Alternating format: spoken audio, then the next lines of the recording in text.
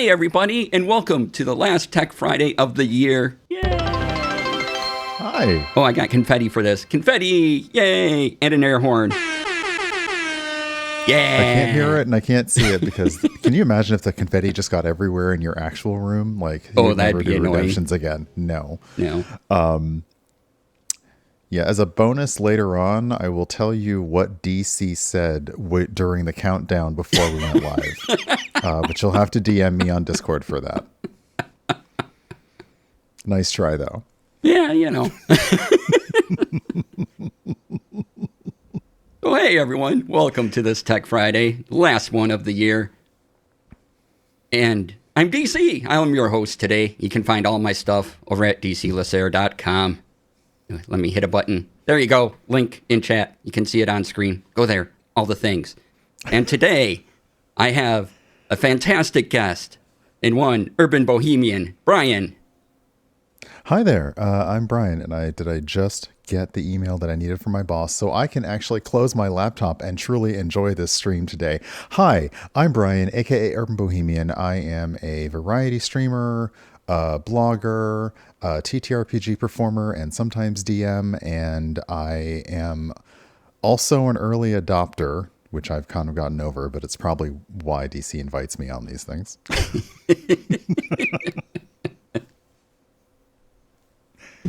All right. And we are live on Twitch, YouTube, Moonbeam. So hello on all three of those platforms. Wherever you're watching, glad you can. I will be periodically checking over this way to look at the Moonbeam chat, just so I don't miss anything from anybody. If you're brand new here, what we do is we run through the week's tech news, but as the week kind of winds down, it kind of dies down a bit. So, year in review, yeah.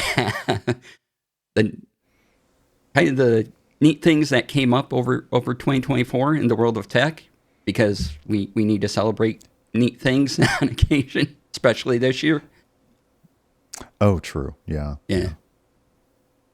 Fun fact, I hate year in review stuff, especially with our new perception of time, especially like after we're like days don't feel like they pass. So I love a good 2024, like, oh, what have I done? And when DC asked me, I was like, oh, did I actually add anything new to my setup this year? And I struggled. I don't think I did. I mean, I saw a lot of fun things come out that I don't necessarily need, but we'll keep an eye on. But yeah, it's nice to kind of celebrate. It sucks it's the last Friday of 2024. Like, get those Friday memes out now, because that's it. After this, it's 2025, and we'll all forget to write the new date on our checks, if you remember writing checks. Exactly. Oh, I need to adjust something live a second. So yeah, we have put together DC using Notion. Also, if you haven't seen DC's Notion templates, he's talked about them before on Tech Fridays. You definitely should take a look at them. But we do have a few links up. We've got some categories that we will do the rundown of. As I mentioned on social media, and I know DC mentions every week, if you have questions, feel free to pop those in chat. Generally, today would be a good day to have questions about tech, about stuff that we looked at or saw or enjoyed using in 2024, any enhancements to our streams, or maybe thoughts about 2025. Or you could just ask our thoughts on things in the TTRPG space. That would also be fine. I can't show off my magic cards because I haven't taken them out of the box, but DC probably can show his off. So there, questions about that too. Just, Yeah, that's one thing I did this year. I got Commander deck. I still don't know how to play. I haven't read the rules yet.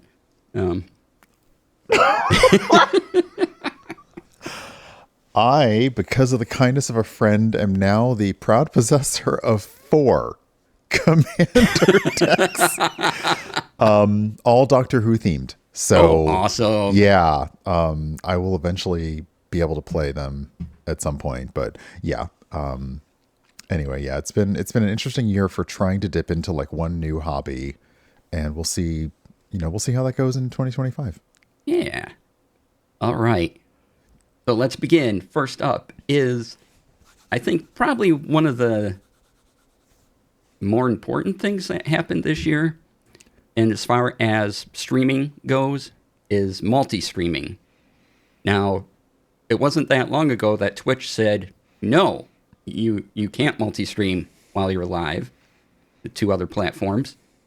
They let that go. And then this year, we have 2 plugins for OBS that will allow you to multi-stream. And we're going to talk about one of them. That is the Atom multi-stream plugin, which I really like. It's being used right now, isn't it? It's being used right this minute. So the only thing that really holds back you from multi-streaming out is going to be your internet speed.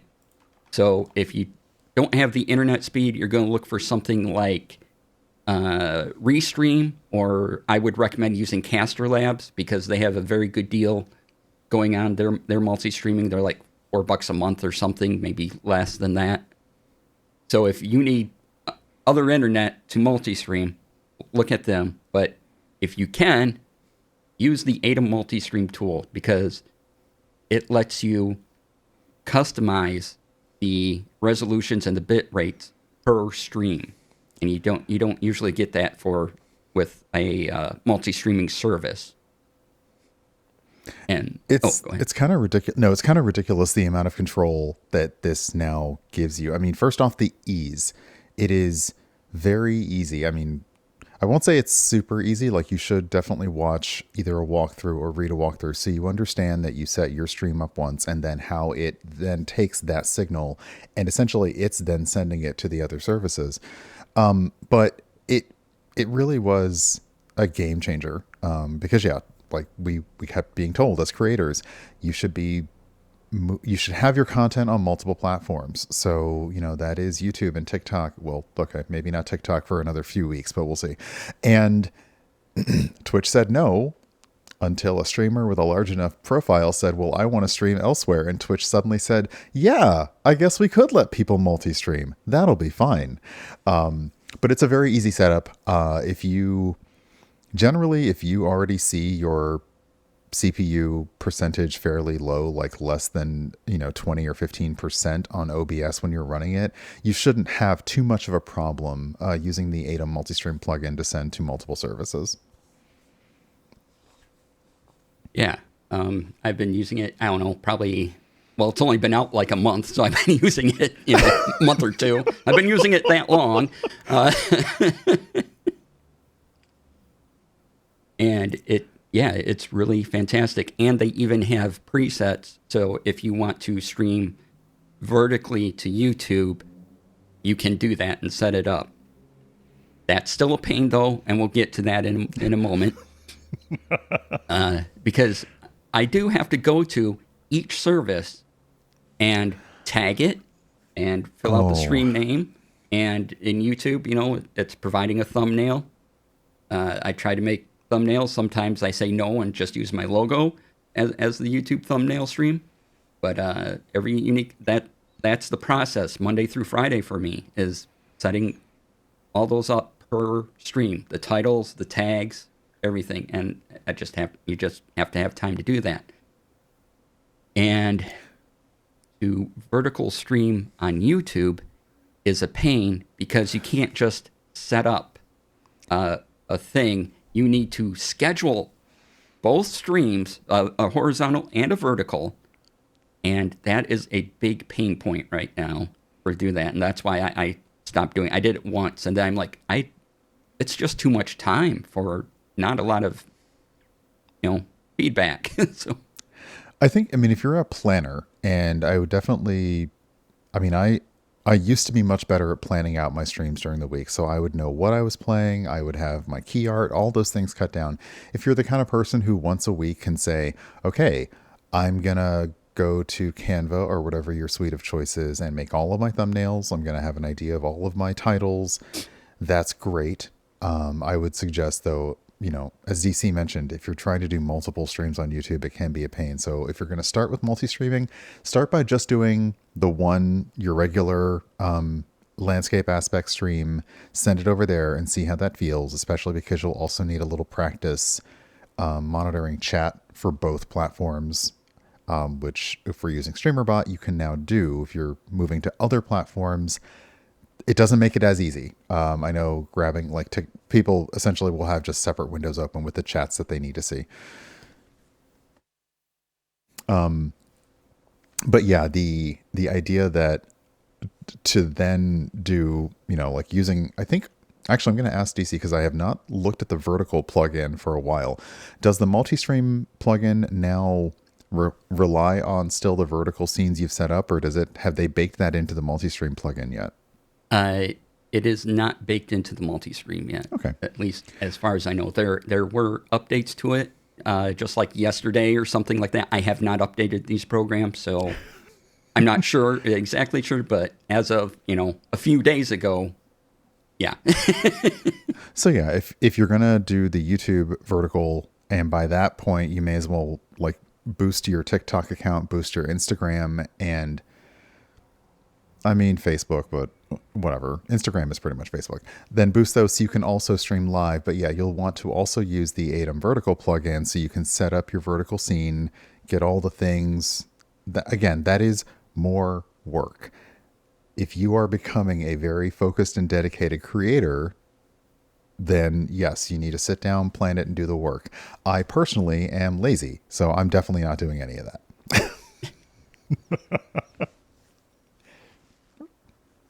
And there is one thing in multi-streaming that kind of keeping the eye on.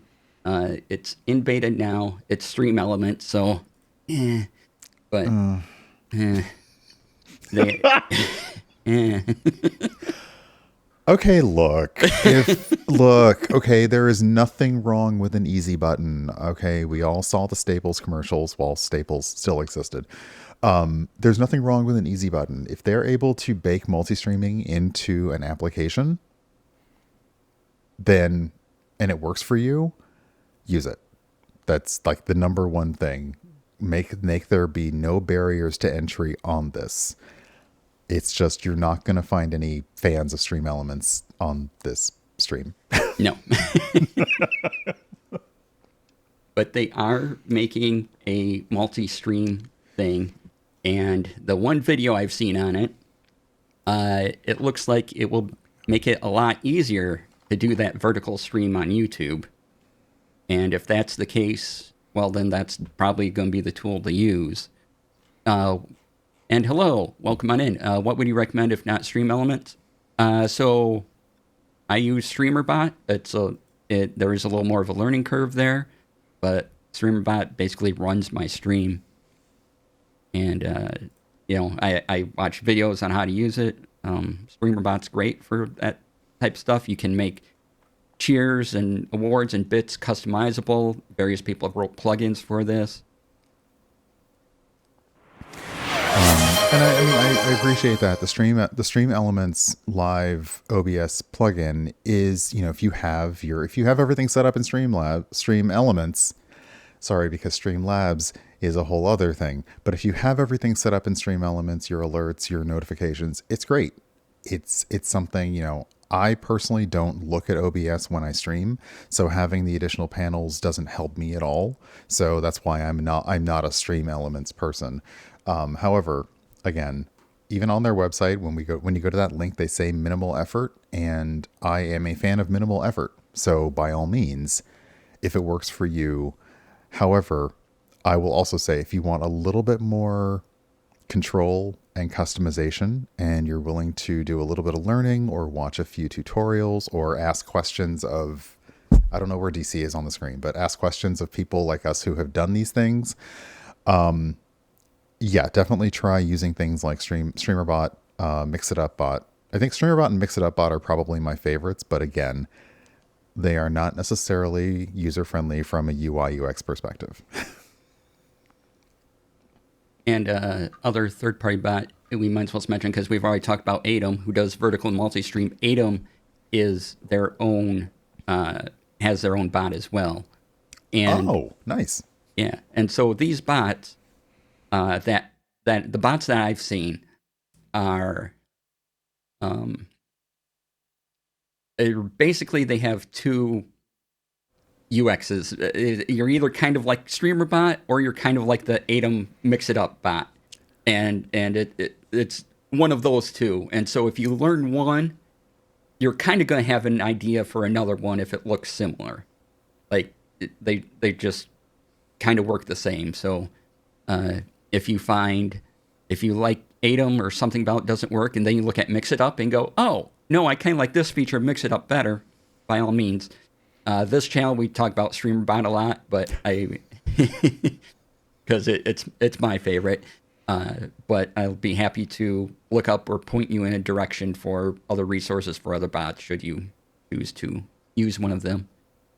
Mix It Up is also a pretty good bot option, slightly less powerful than, I take it you're putting in StreamerBot there, Tom, but better UI. Oh, yeah. Right. Yeah.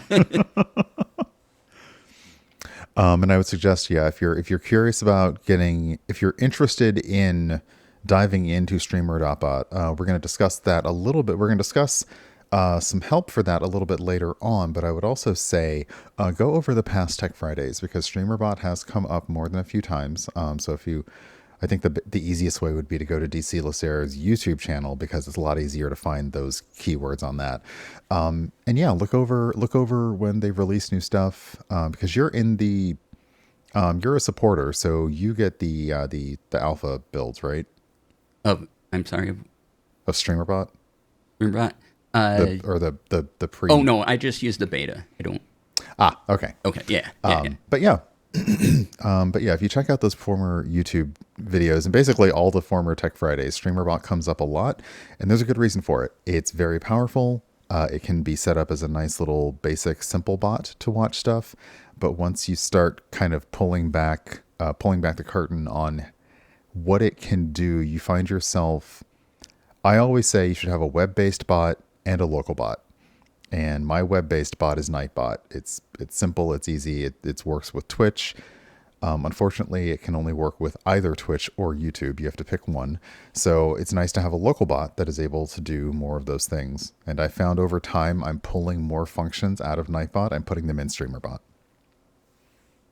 Yeah, same. I use mainly StreamerBot, as mentioned, and SiriBot, because SiriBot is amazing at just Incredible. Keeping your chat clean.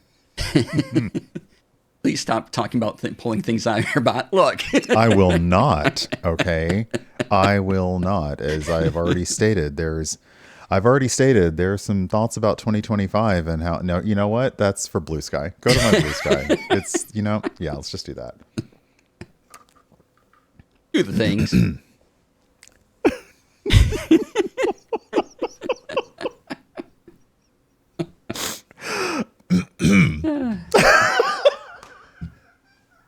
I mean, this whole stream I'm pulling out of a bot, so. I'm sorry. These were way less chaotic before DC and I actually met in person. I just want to say, they were way less chaotic. All right. Any other thoughts on multi-streaming, or we will go on to the next topic here? No, just I'm curious as we move into 2025 and we see what's going to happen with especially the vertical video platforms.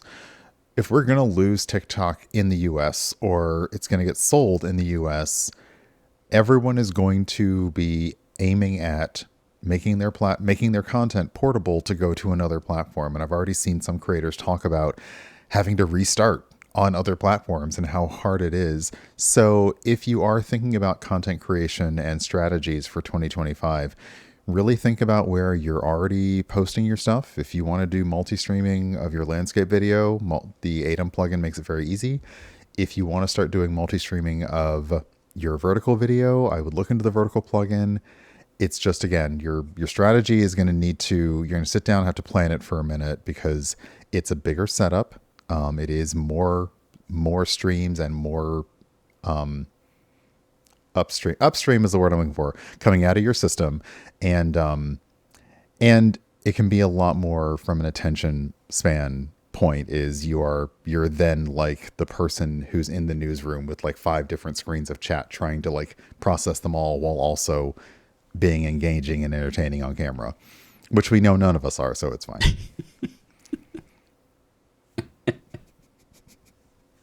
Thank you all for being here, by the way.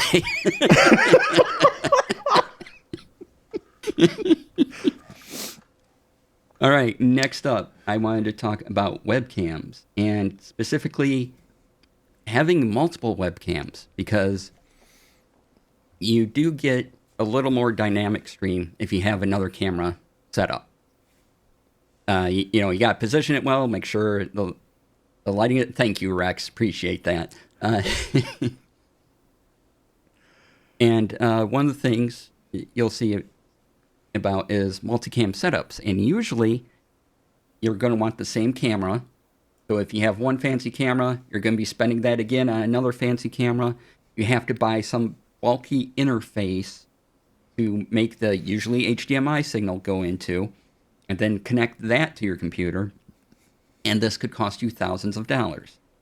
Now, I found a solution that's less expensive, but still, it's a lot of money. Right? So, OBSBOT makes these PTZ cameras, and I've talked about PTZ cameras before. That stands for Pan Tilt Zoom, and they automatically follow you around, right? There's the Insta360 link, and OBSBOT makes these tiny ones that are great. Another thing they did, though, was they made a 3-in-1 USB hub.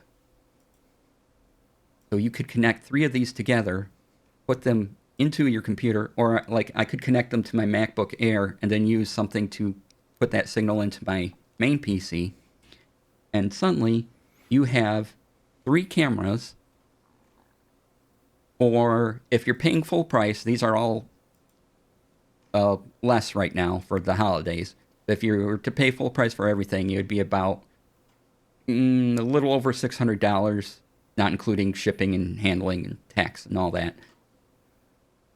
And so that's probably the least expensive way you're going to be able to get multiple cameras in. Now, the 3-in-1 USB hub works because it has a special port for the, or not a special port, but an extra port purpose-built, because you can get a OBSBOT Tiny 2 with a remote. And you get one of those, you get the remote, and then you can control the cameras with the remote. Or you can plug them into your Stream Deck and have the Stream Deck control them. And so for over $600, you can get, you know, a 3-camera setup. And there's not much else that competes with that. And if you wanted to save even more, you could probably look at the OBSBOT 3-in-1 USB hub and get a powered hub that has the same power output to the cameras as this one does, and save yourself a little money on that. But yeah, so you definitely need an OBSBOT Tiny 2 package that comes with the remote, then 2 more OBSBOT Tiny 2s, and you can get, if they have a more expensive camera called the OBSBOT Tail Air, and they're coming out with a Tail Air 2, and this just works wirelessly. It just connects, so you could have 4 cameras if you wanted to. But that is, the 2 is up for pre-orders, and it's going to be like $1,000. So that is kind of way out of the price range. I mean, even the setup I'm talking about is out of price range for most. But if you want multi-set, get them. And if you don't need 3 cameras, you'll save yourself like $200 every camera you subtract. So if you just want to add 2 or just the 1, it's an amazing little setup to use. And it's something I'll be thinking about. And I think, you know, just having that extra camera in, if it's just you on stream, having one more angle to shoot to creates a little more visual interest. Mm-hmm. It's also nice if you are somebody who has anything going on, if you're journaling and you actually need like a top-down camera, if you have a pet and you want to have like an extra pet camera. Now, PTZ may not be great for pets because it may actually have trouble locking in on them. But I think the power of the 3-in-1 hub, they've solved a problem that a lot of people have, which is you can just connect as many webcams to your computer as you want what you run into is you run into a problem of the signal being shared nicely and equally. The power, you definitely need power because it's all of a sudden a drain with all of these potentially USB-C devices. So the fact that it all works, and if if you feel like you have a need for this, it all works, and they're just selling that package. Again, it's ease. It's not necessarily a great price tag, but it is an easy setup. Yeah, and everything else that I've looked at is going to cost you a lot. If you get a fancy camera, you got a mirrorless camera, or you're going to kind of want your images to look the same. So if you have a mirrorless camera and then a webcam, that's going to look way different, and they're going to take a lot of work color matching, which is a whole nother thing. And I want to get into, and you would also have the expense of getting a box. You need something, a thing to take the signal from that mirrorless camera, and it's usually going to be an HDMI. You got to put it into this box, and then attach another wire to go into your computer, and then you control the cameras via these boxes. But these are expensive too. Like the Rode introduced this year, the Rode, what do they call it? The video something? Rode. You mentioned this. Yeah. Yeah, to be able to do, I mean, yes, obviously, an HDMI pass-through that is also capable, I mean, because usually you see switchers, so you're getting one signal at a time, which for a lot of camera effects, if you're live, is all you really need. But you do want, regardless of whether it's USB cameras coming in or HDMI, like cam links or just direct, you want something that can handle all three of those signals at the same time. And that's going to be, as DC said, Rode came out with specialized hardware for that. You're going to find it elsewhere as well. I guarantee you everything that is mentioned, that we mentioned with a name brand on it, you're going to find a lesser known name that's going to do just not the best job, but as good of a job when you go hunting. But yeah, it's really about, for me, the multiple camera setup is nice. If I'm cooking, I can have another camera trained. So for me, it doesn't necessarily have to have all the cameras at the same quality. Like we always worry about this being the highest quality camera, and everything else you just kind of worry about the details as you go. It's just one of those things where I really tell people, like streaming in general, be really, really sure this is what you want to do. Have an idea of how you want to use these things, because that is a large front-loaded investment for something that you can no longer afford to say after a week, it's not working. Because, I mean, you can probably resell the stuff, but you really want to make sure that you're ready to do some interesting effects, some, like if you're a Gunpla builder or a Lego person or artist, you want a second camera to be able to look at a different thing. Or if if your computer setup area is such where, like you have a standing or a sitting area that's elsewhere, you just want 1/3 camera that's just not where you are, and you just want to be somewhere else for a second. It's nice. It's just costly. It's really costly. And the Rode product is called the Rodecaster Video. Really easy name. They don't mess around. Rode just is like, what do you want? And we just called it that. There it is. Yeah, and if you are looking into this and you want something a little less powerful, or you can go the more expensive route too. Blackmagic Design is really the people that sort of got this technology out there for people like us to, reasonably afford it, like a small business. But we can afford it too, as their thing is, depending what one you get, you can get one for, I don't know, $400, something like that. It's fine. And yeah, but they also have big, huge ones that call many thousands of dollars too. And so OBSBOT coming in and kind of sneaking this in on everyone, because I haven't really seen anyone talk about it or the possibilities, and it does seem like OBSBOT themselves talks about it, unless I'm just not watching a lot of their videos. They don't have a big media push. I have Yeah. not seen them do a big advertising push. But yeah, as was mentioned in the channel, you could have a multicam setup for a studio shoot, but if you don't need the Blackmagic level, like you're not trying to make a podcast studio with Blackmagic level tech, you just want something smaller. I mean, heck, even if you actually, if you're streaming your home board game and tabletop group and you just want to have like 3 different angles that you can have all at the same time, that also works. It's great. It's just, yeah, definitely do whatever is going to be the most cost efficient for your needs. Yeah. And Which feels like common sense, but capitalism wants you to think otherwise. And I try to present multiple options on the channel, even if some I don't like. Stream Elements. We'll mention the Logitech Mevo. These are, I've seen some streamers with these. These are neat. The 3-pack is $1,000, but they're wireless, and I've seen them work brilliantly. For quite a few people. So the thing about the Mevo cam, yeah, DC, get that? The thing about the Mevos, Logitech actually sent me out a 3-pack of these, and they are they're very much advertised for, if you're doing a multicam. I would say streaming in the way that most people think of it in terms of a Twitch streamer, it might not be the best thing. They do work. They will work wirelessly through a mobile app. Actually, mobile apps are the best way to use these.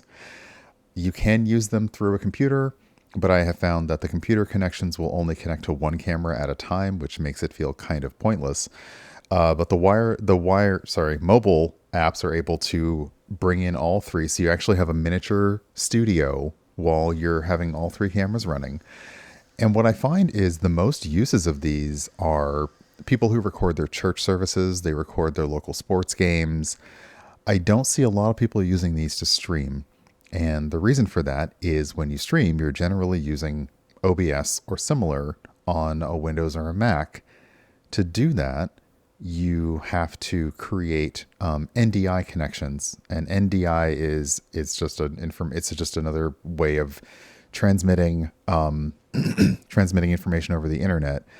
You have to create an NDI connection, and each of these individual cameras can individually connect to NDI. So the fun of that is if DC had a Mevo camera and I had a Mevo camera, he could give me his address and I could have my Mevo camera immediately transmit whatever's going on here to him across the country. That's great. You don't necessarily need that kind of power in your house when you're streaming from one room. And they're finicky. I will say again, as somebody who's had hands-on, they are a little bit finicky. There is a bit of a curve to using them. Some people can get it flawlessly done right out of the box, and others, like me, get it to work once, and then they try again, and not so much. However, if you're looking for for basically cameras from one brand that will connect to each other, and they have their own microphones, so but you're able to plug in an external microphone. They actually have SD card slots, so you can record directly from the devices. So if you're somebody who is doing more of a multi-studio recording kind of feel, and you want to edit all of that later on, you're able to get like synced video from all 3 of the devices. For those, it's great. For multiple cam streaming, I would not necessarily recommend the Start 3-pack because it is extremely pricey. I think it's $1,000, and that's not also covering the fact that you have to make sure the cameras stay powered and charged up and SD cards, and it's a lot. So yeah, it can be a lot.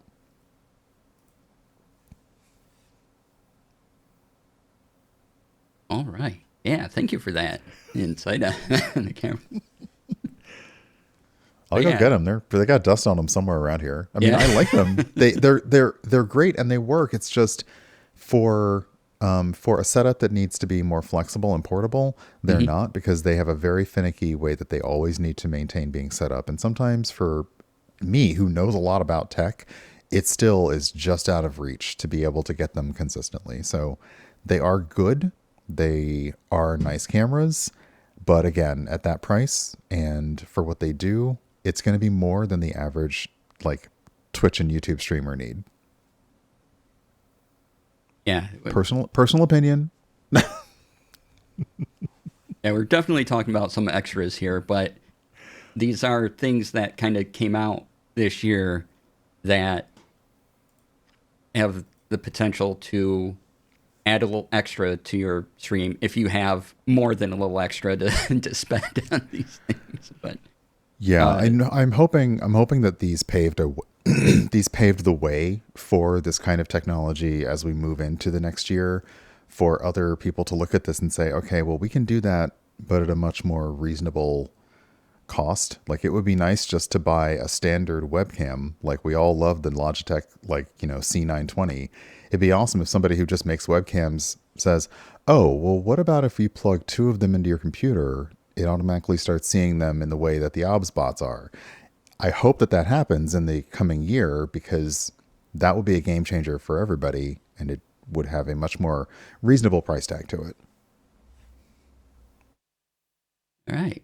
Speaking of price tags, we're going to go into audio now, the final boss. And there were some developments. I'm mainly going to be talking about Rode this year because they did a couple of interesting things. The first thing is their portable mics. Now, I've seen a bunch of portable mics crop up this year. Just mics you can plug in. You have a dongle, you plug that into your phone, and you have a couple mics that you clip onto somebody and wear and go. And they're the Rode Wireless Micro. It's only $150, and it's such a great solution. The mics look good. They're kind of this rectangular shape. You can clip them with a magnet or a clip. You get, Rode is known for being an audio company, and I've watched some videos with the audio. It sounds real good. Even with these little mics, they sound good. They look good. And if you do a podcast or something, you plug in a little thing to the bottom of your phone. You can get one that's either USB or Lightning port for older iPhones, or Thunderbolt. Sorry, is that Thunderbolt? Yeah. It's it's a whole naming thing. Yeah, it's Thunderbolt. But you can get either one for your phone. That's the largest point here. You plug that in. They work over Bluetooth. They go, hey, we have a mic here, but they kind of prioritize that signal so you don't get interference from other things. And suddenly you have a 2-person podcast going wherever you're at. Or if you were just traveling around, you're the single person outside and you want a good microphone that isn't your phone mic, that's another option. Yeah, I definitely have my eye on the wireless micro. I have tested, let's see, people may remember this, they may not. I can't even remember how long ago it was, but Razer tried to come out with a lapel mic, and they were advertising the same kind of thing. Like, people who do, IRL streams, they do interviews, they do that weird thing where apparently people on TikTok can just walk up to somebody and shove a microphone in their face and ask them a random question, whatever. But they neglected to understand that mobile devices will not prioritize external microphones. Some of them won't even see it. So Rode wisely said, okay, well, I'm going to put the connector directly into the phone, so it has no choice but to see that mic. So that's brilliant. And yeah, I have seen people using these, especially on TikTok, mostly just for solo content. Like, you'll see them have it clipped on somewhere, you'll see them have the little fuzzy thing, and it sounds great, and clearly isn't, since the audio goes directly to the video, you're not necessarily having to edit it separately. So yeah, I'm very curious about these. I would love to know if, anyone has used them in a noisy environment. Like, was anyone using these on the floor at PAX Unplugged to try to interview somebody, and how did it handle that? But yeah, I really think the wireless micro, it's gonna go on my wish list. I currently don't have an actual justification for it just yet, but it's still gonna go on my wish list. Right? Uh, and the wireless micro was the latest thing they did this year, and it was really good. But I think it was earlier this year, they also updated the wireless ME and the wireless Go, and these are square, and they look kind of weird to me just because I'm used to mics being long, thin things or more like little capsules. But these are, like actual little squares that you connect up. Yeah, you just chunk it on. It's great. Yeah. But again, I've heard these. They sound good. Now, the bonus in my edge of the world is since I have a Rodecaster Duo, I could walk around with one of these on, and it transmits its signal right to the Rodecaster Duo. And so I could easily, when I do my Gun Plus streams, I could just have one mic on and walk from here over to the other side and not have this, switching of mics and have the different audio coming in because I have two different mics. And I'd maintain the same audio quality as I walk around. Yeah, maintaining that ecosystem. If you have the ecosystem of Rode, it's brilliant. Like that, again, wish list, but don't need it, but still on my wish list. And they have a lot in the Rode Wireless product line. They also introduced the Rode Wireless GO Generation 3. Comes up, and trying to look at this link. These are adorable. Okay, like if you can get used to the square mic that you just clip on somewhere, the Go 3, the Go Gen 3, same feeling. Unfortunately, like same feeling, and they're also clearly targeting certain types of vertical video creators with this because they have plans for it to come in a range of colors. So you'll be able to match outfits, areas, backgrounds, coordinate, etc. Those aren't available yet. So like was it Henry Ford who said you can have any color as long as it's black? That's what you can get right now. But there are plans to make them a little more fashion friendly. Yeah, right now, a 2-pack is what you can get for the Wireless Go Gen 3. They're $300. There's a lot of colors you can choose from right on the website. They all say join waitlist unless it's the black version, which you can add to cart right now. But they do promise just better audio support. So if you are looking at wireless mics, that might be a way to go. And they do have a range of products. So if you don't want to spend quite that much and you think a wireless mic would help you out and you're kind of in that Rode ecosystem, take a look at their other offerings. Now, there are other companies out there that do wireless mics that sound pretty good as well. I think DJI, is that right? Oh, I'm not familiar with that one. I'll look it up. Okay. And I think of what we've been talking about, the easiest thing for anyone, especially if you just want a quick audio setting and go, is to use something similar to the wireless micro that hooks directly into the small device you're using to take to use your video. Other things are you're already used to editing your video and your audio separately and putting them together and doing things because that's going to be a little more work. Or if you're lucky enough to have a producer who can do that for you. Did you find the other ones you were thinking of? Yeah, the DJI Mic Mini. They do the same thing. I've heard, I've seen a couple videos with these. They have good results as well. They're the tiny squares, but oh yeah, they you can get some good sound out of them. So if you want to walk around and you don't want to wear a big headset microphone thing, this might also be an option for you as well. But where there's some wireless headsets and microphones, they tend to be more expensive than these, but you can get ones that sound really great too if you want the whole headset mic thing. So.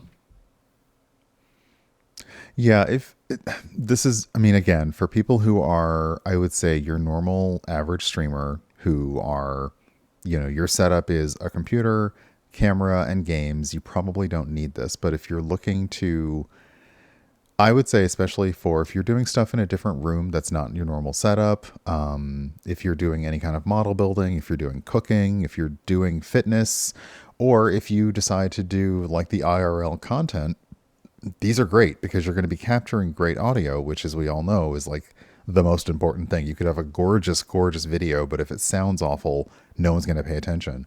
So I like that these are entering the market.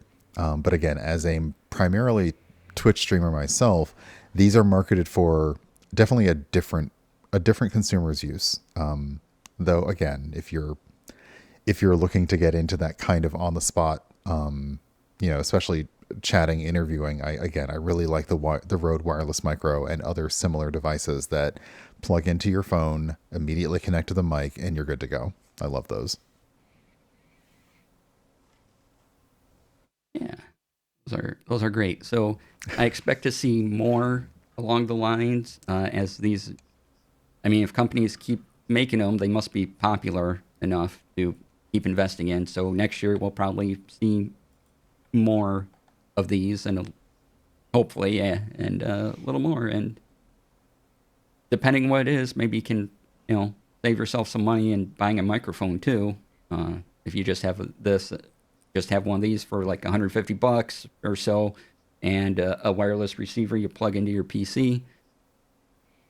Get good audio, and you don't need to spend a lot of money on fancy mics. Might be an option. I will also say, although I didn't mention it when we talked about having multiple webcams,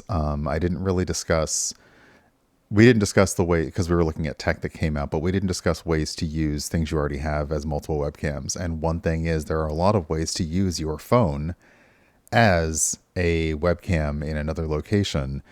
This, adding one of these mics to it, would then also satisfy the problem of, well, I need another mic in that location. Well, now you don't, because your phone can your mobile phone, iPad, I don't know, anything that has a camera in it, pretty much, and connects to your local Wi-Fi, can pretty much send a video signal. So you could use that as a remote camera as well. And then you can decide if you actually need to upgrade to a $600 or $1,000 setup for those things.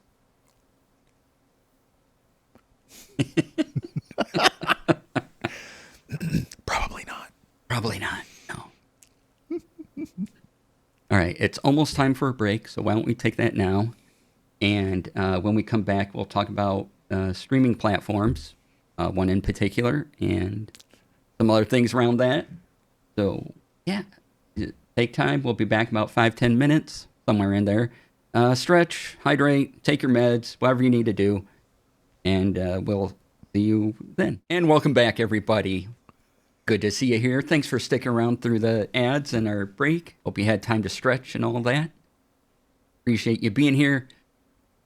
And one thing that I completely forgot about, I don't know why, because I use their products every single day, even when I'm not streaming, is Elgato.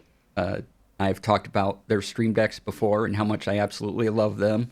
And out of all Elgato things, it's the thing I'm least likely to ever replace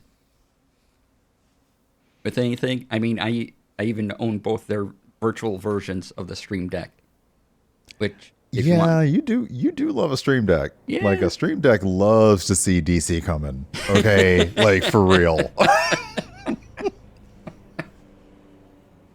Except for the new large thing that's like $1,000, I have no practical use for. I don't need that. That doesn't mean you don't want it. Let's be real. Like, this is true. Okay, Yeah.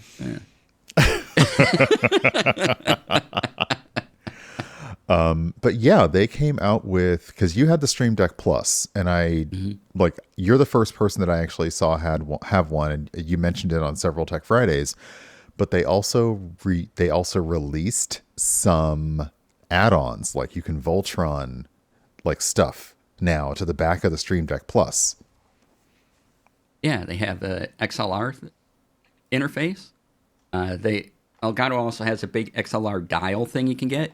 But if you want to keep your setup simple, you can just get this plug-in, and it kind of forms the kickstand for your Stream Deck Plus. That's the one with the knobs. You all know I like knobs too.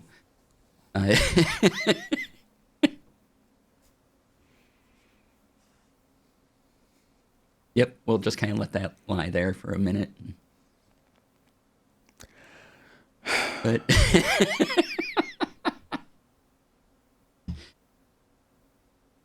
but it makes it easy to, if you have an XLR mic, to just plug it in and go, because the Elgato Wavelength software is really good at for separating out your audio and getting separate audio feeds. You know, one for your music, one for whatever software you're using. The Elgato Wavelength software is amazing, and you know, you can get it for a Stream Deck Plus is like 150, something like that, and so you get this software for free, basically, when you have the Stream Deck Plus. The Stream Deck Plus is $199.99, so $200. And if you already have an XLR microphone, you don't have to get one of the Elgato mics. You can just plug that into the back of the, you know, if you get the plug-in, which is sold separately, which increases the cost, but you can plug in this XLR and use the Wavelength software, and you have a full audio suite going for your streams at probably some of the lowest prices you're going to be. Yeah. I have the Wave XLR because I only needed just one thing to connect my XLR microphone.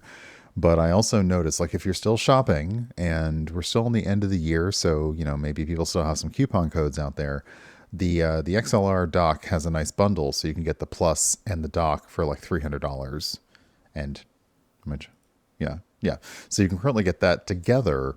And, you know, again, DC has talked about a lot of audio routing and audio mixing software. Elgato's Wavelength is pretty much at the top for me for ease of use. You know, I've others that sometimes do the lines with the routing sometimes kind of confuse me, but Wavelength is very simple. It's like, okay, where's your audio? Where's your games? Where's your music? Let's do that. There can be a little more setup on the back end, but if you split out your audio, you actually do have more options for video editing afterwards, especially if you're trying to steer clear of any potential DMCA copyright strikes. But yeah, the fact that they said, and I've really been wondering, I have to admit, how, like, when you got the Stream Deck Plus, DC, did you wonder, like, what that port in the back, like, was it for anything? Is it just a pass through right now? It's no, it's just for the stand. It's you know, you plug in the power port, and that's it. It's just the USB plug goes to my. We talked about having a powered USB hub. I have a 16 port powered USB hub down below me on my desk that all my Stream Decks go into. All my Stream Decks, you heard that? Yes. All of them. All three of them, yes. But I mean, the ones that are on the phones, you know, they're Wi-Fi, so I don't have to. But I thought it was a very, very clever thing to do, because it doesn't super change the profile of the Stream Deck Plus. You just now have an XLR dock, so you've just, like, you know, if you're just looking for, again, when it comes to stream upgrades, audio is a wonderful place to start. Like, thinking, oh, I can go one step better with this or that. And an XLR microphone is just one of those things that generally, although not always, because you should always listen, but generally an XLR mic is a great upgrade. But to do so, you have to have a mixer. You have to have something. You have to have something else. But if you already had a Stream Deck Plus, get the XLR dock and you're good to go. Because I am somebody who had to buy a mixer and all this, and I was like, wait, I just wanted a cool microphone. Why I got to do all this other stuff? So it's nice now to have that as you just plug it in the back and you're there.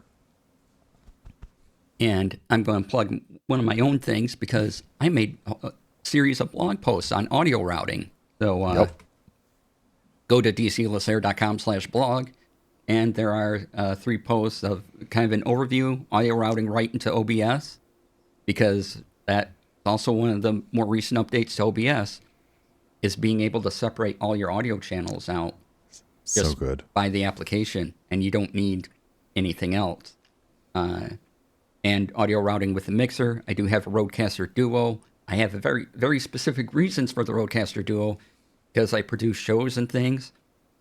I can accomplish a lot of stuff that other things just can't do. Like I can make a separate mix and give that to my client and say, okay, here's just the audio without the music. Here's, like right now for this conversation, I am technically using a submix and we're both on one channel.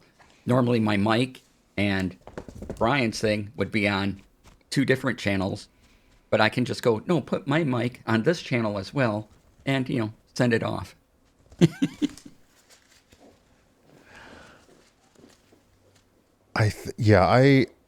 Audio, like I understand the need for audio routing and I now get it a lot better. My expertise pretty much stopped at here's how to separate and split up my audio, and doing that was also one of the biggest reasons that I moved. I changed my video editing software. It's hard to say that word fast because when you bring in video and you're splitting out your audio to separate channels, you have access to everything you need. And with OBS, once you kind of learn it once, it's just like ingrained forever. However, I will say that if you ever have to upgrade your wavelength software, then everything forgets what it is for a minute. So you have to set all that back up, and it's kind of a pain in the butt. But that's neither here nor there, except multiple times a year when they update the software. In which case, I may have feelings about it. However, yes, being able to just smack an XLR, they call it a dock, but essentially it's just a mini mixer. And they're like, well, we already have the software. Why don't we just patch it into the Stream Deck? Perfect. And while we're on the subject, I do want to point out software I've been using for, I think it's been out a couple of years now, but I use Logitech Mixline software for all my audio routing. And the nice thing about this, make sure you go into the option and it comes on when your computer comes on or all your audio, it won't be there. But the nice thing about this is that it has kept all of where I route my audio to through Windows updates and all the other updates. It stayed solid. Like back when it was beta, I was using it, I had maybe 1 or 2 issues. They've since fixed those, and I don't worry about my audio as much anymore. Now, when Discord updates, it's always going to switch the audio around. But Mixline keeps it where it's going. Oh, yeah. Discord loves to switch that. I will say, even though most everything is pretty solid, if you're ever concerned about losing your settings, every time something is due for an update or a patch, cancel the patch, export your profile, export your settings, just in case, and then go through with the patch.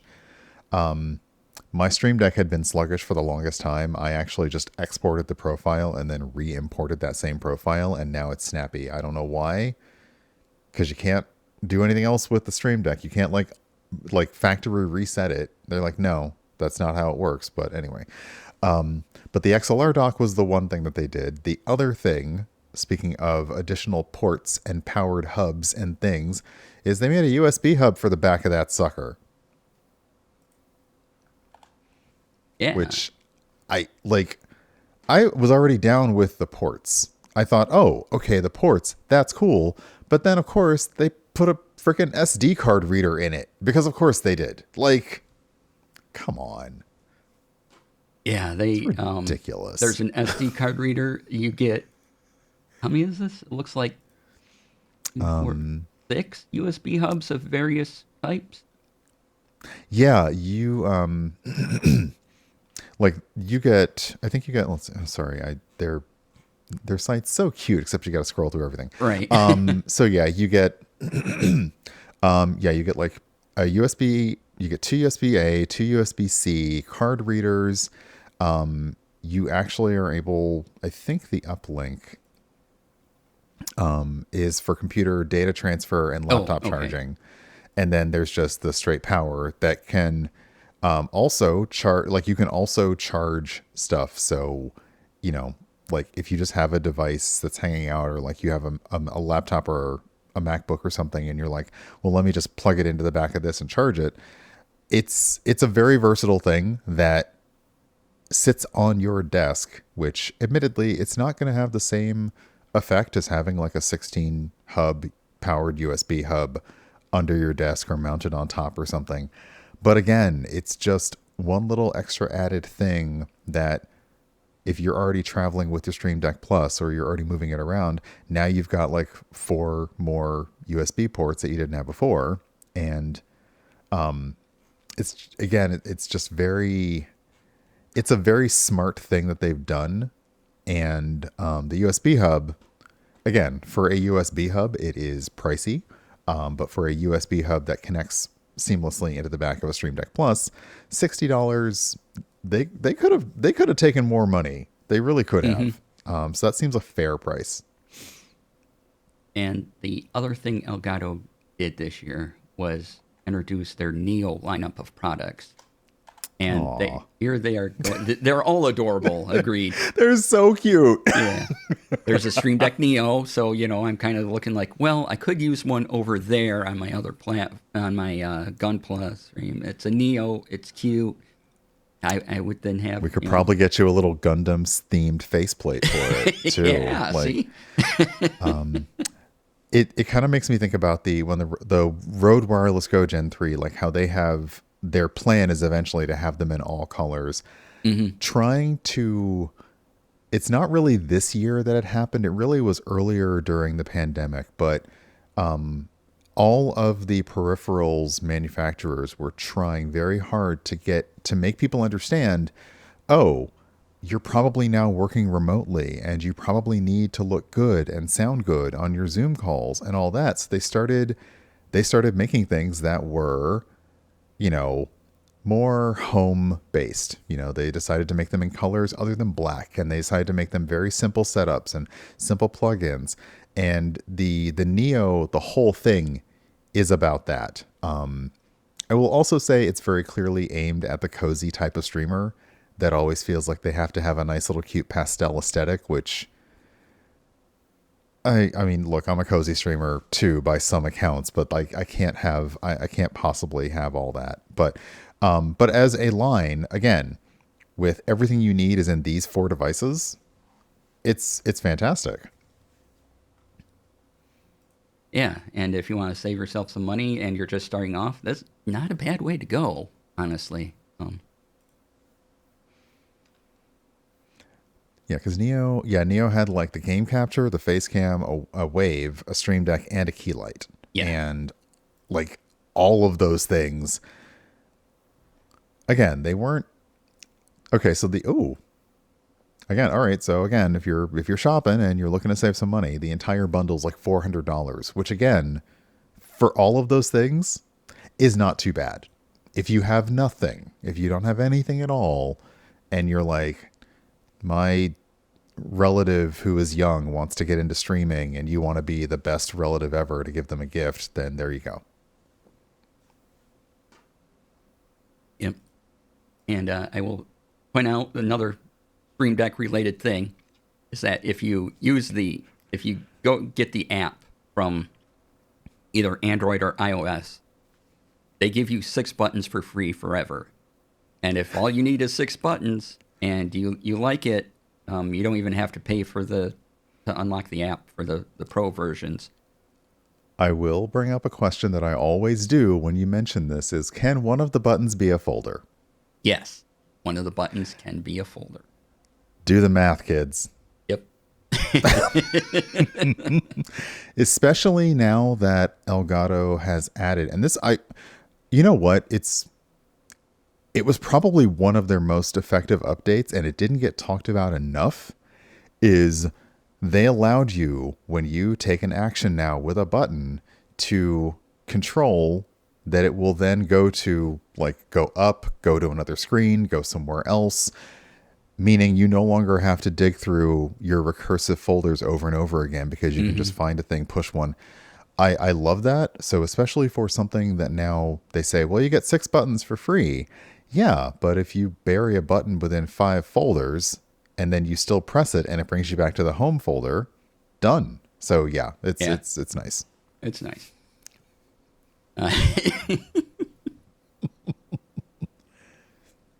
You take an action, just got straight into D&D mode. Well, I did say I was a sometimes DM, so everyone in chat roll for initiative.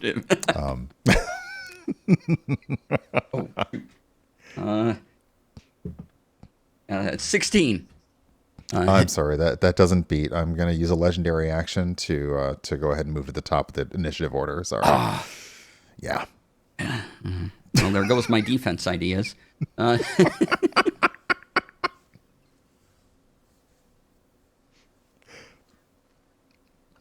Look, I wasn't expecting to have to cast shield so early. I know, but this is actually a really nice segue. Because talking of TTRPGs and something that was aimed a lot at TTRP streamers, TTRPG streamers. Edit that last part out so I don't look like that silly. But it's a new streaming platform, which is something that people weren't truly expecting to emerge. We pretty much thought that the field was, well, no, I won't say that. When new streaming networks emerged, they generally vanished not too long after. So the promise and the hype felt good, but sometimes we weren't sure that it was going to happen. However, this one did, and it's called Moonbeam, and I think we're on it right now, aren't we? Yes, we are on Moonbeam. Hi, Moonbeam. You had to support the Kickstarter at a certain level to be able to broadcast onto Moonbeam. And so I did that. And it has... There's a lot of promise here. So again, it's an alpha. So it's early days. There'll eventually be a beta and more people will come in and use it and everything like that. But it is kind of nice, really. You have kind of Discord chat channels in your own realm. You have your own separate chat. It's they have a bot, an internal bot that moderates the chat for you if you want. Eventually, they might let StreamerBot connect to it, through a API when they make it. And it's, so far it flows easy. I can stream 1080p right now to it, 60 frames per second. That's the max right now, because, again, they're testing all this stuff, too, in alpha. But I do like you have sort of Discord channels next to it, and so you can have various conversations going on in your what they call realm. And eventually, they have a way to support streamers, and you can divide up the way that money goes to people. So say you're on actual play, you have me as a producer, which of course you should, and you have wow. I mean, I'm here to say that he's not wrong. However, that was bold. That was bold.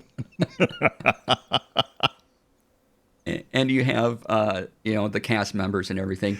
You can set up how much of those donations come into go to everybody and work out the splits among you. And then you don't have to worry about it because that money just kind of comes in, automatically gets divided, and you're not sitting there with a calculator all day.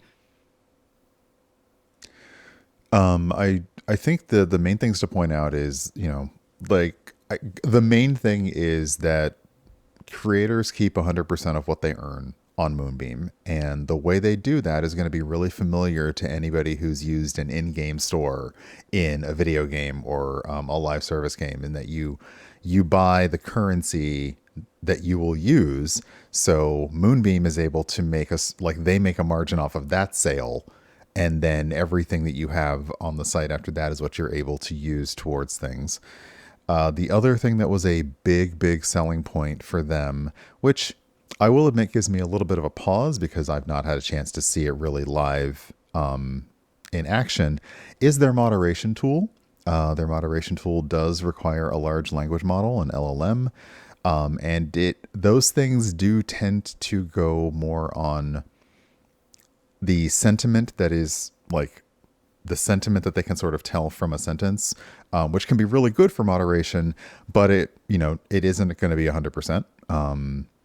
And LLMs are they are computers that understand what words go together and look good together. They're not really like smart. So those are the only things that are really interesting to me, and that they don't have an exclusivity clause, which is good because not everybody can stream on them right now anyway. So.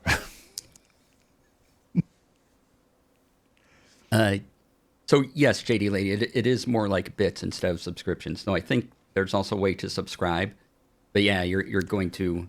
The idea is, it's more like bits. Yeah, that's a great comparison there. Yeah. But yeah, and you can set up teams too. So, you have a friend that streams, and you can put their stream in your realm.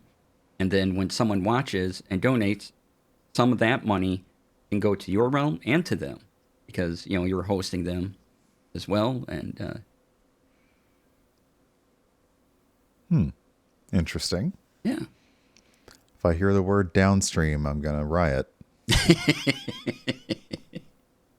None of these. None of these. None of those. No. But no, they're taking a really good view on it.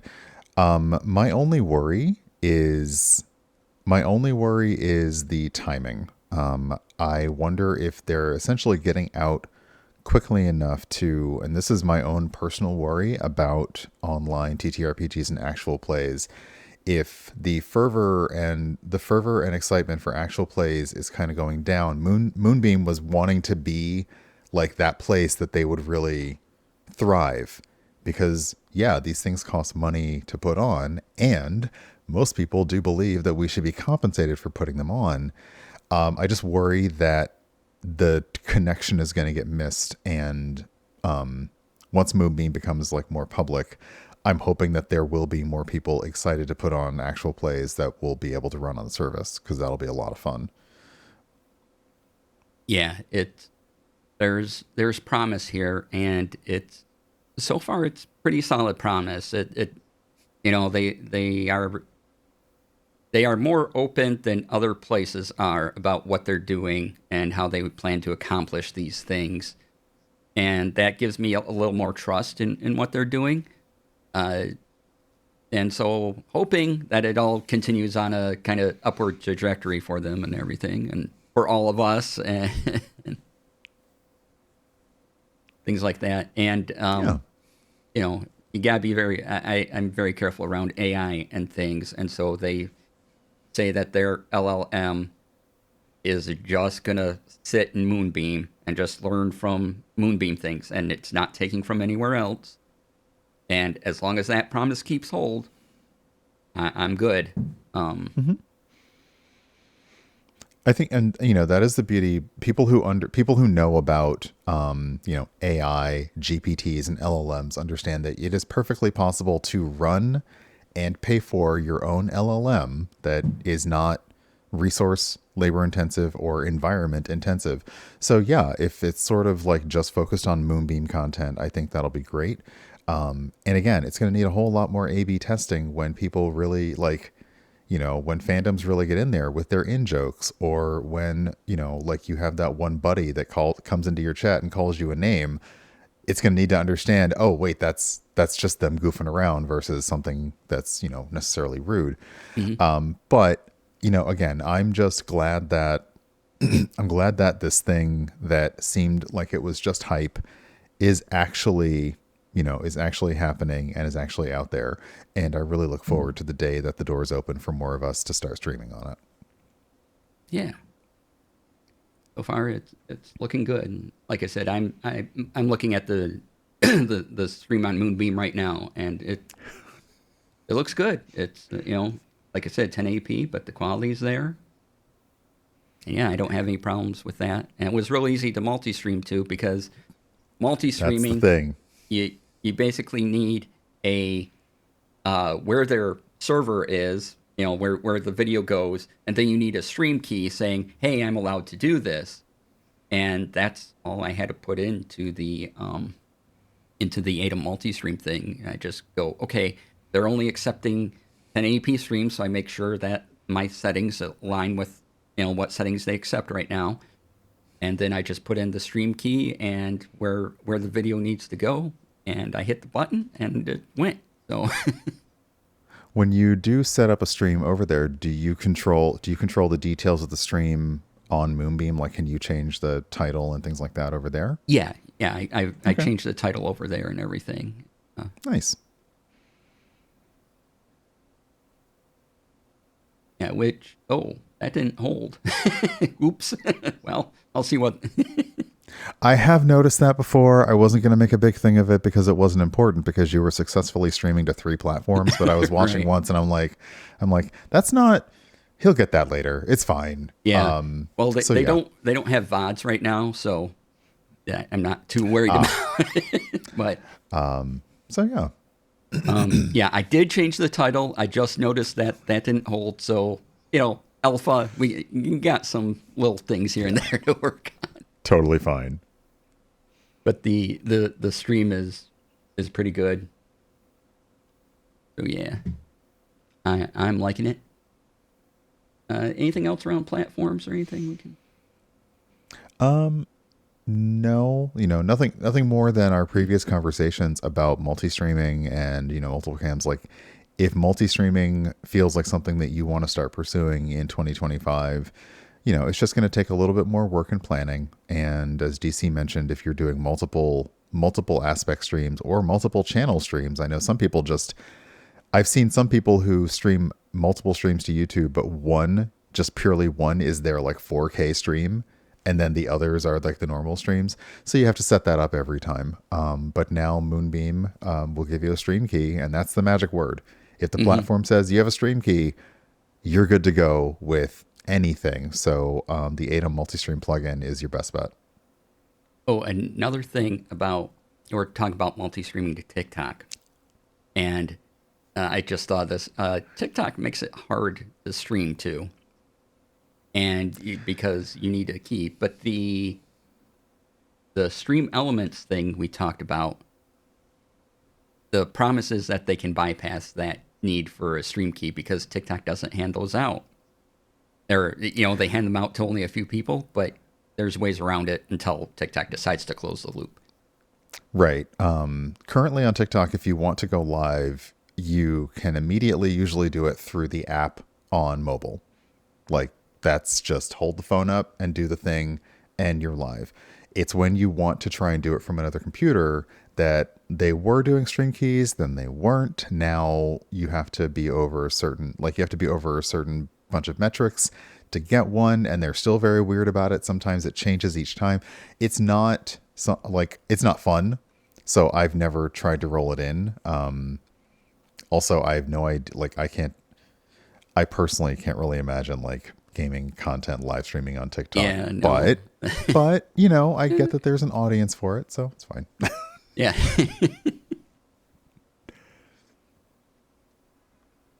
And what I wanted to say just left my brain. Yeah. If we move on to the next topic, it'll probably come back. Okay, sure. Let's move on. We'll edit that out. I'm not going to edit any of this.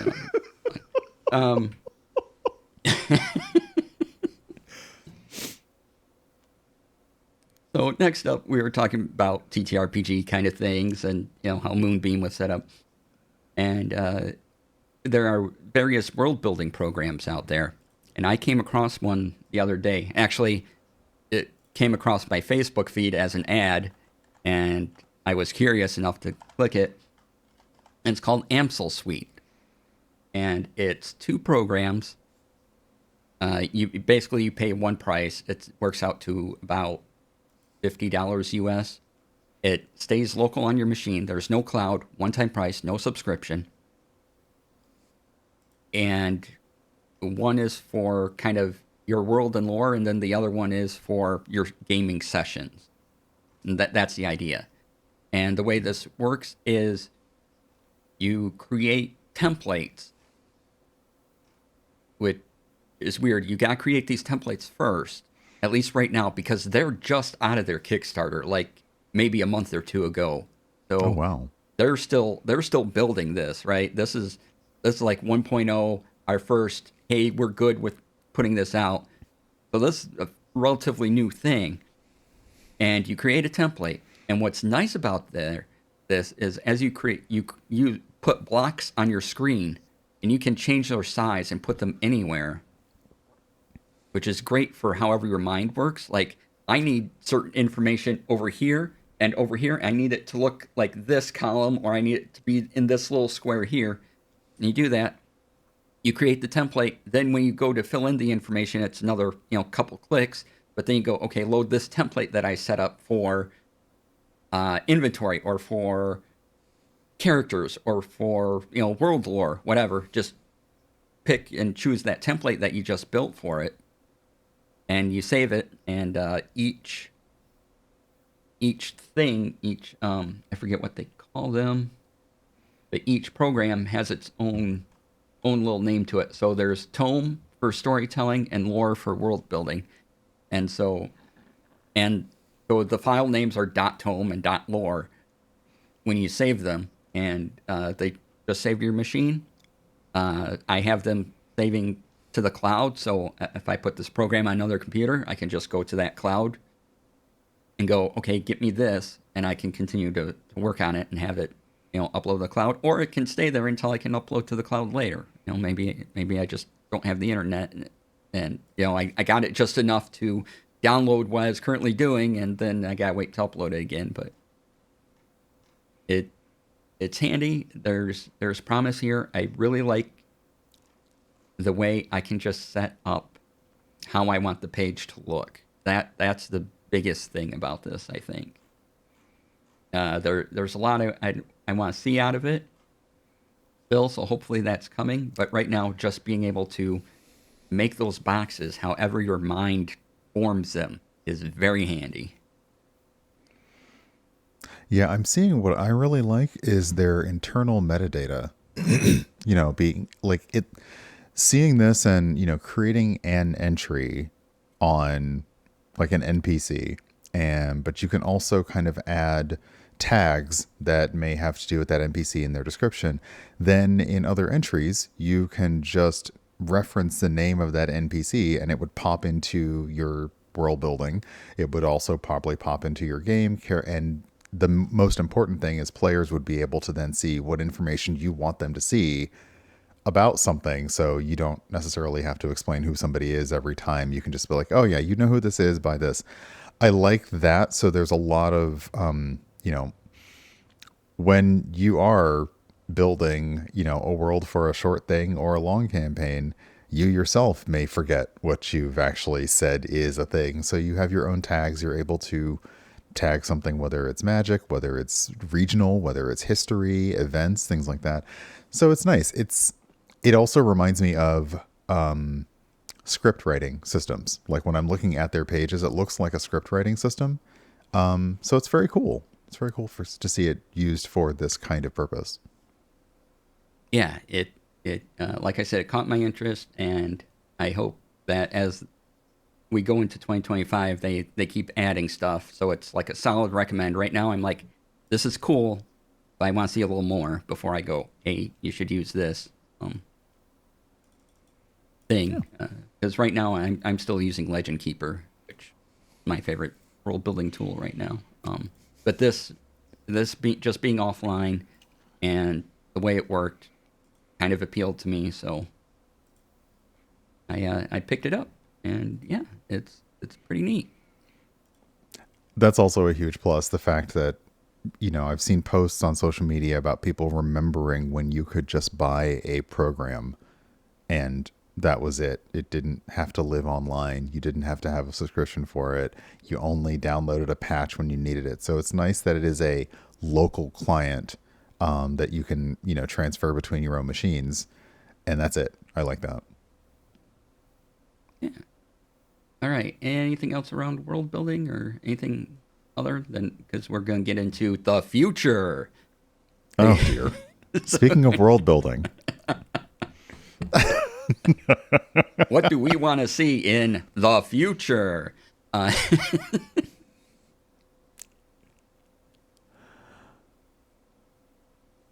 so, upcoming in regards to tech, because I know there's a lot of other oh my areas we want to goodness. see things in that we don't have time to cover here, nor is the thrust of this channel. Immediately coming up in January, early January, is the Consumer Electronics Show 2025, and uh, there's an article on Tech Radar about it, what they're kind of expecting to see out of it, and it's amazing reading about these because you get a lot of concepts and things that may never make it into production, but you get a lot of neat, weird stuff going on. I have been fortunate once in my life to be able to go to CES. And it was very much like a kid going to Willy Wonka's factory. It was an amazing experience, but if I tried to tell you, if I tried to lock down anything that I absolutely saw make it to market, I would struggle. Now, that was the year of like flat screen TVs, so that, but it was also the year of curved TVs, which still aren't quite there. So, yeah, CES is amazing. But yeah, it really is like, well, we're kind of hoping that this may become a thing. I laugh because the article references the little AI pin.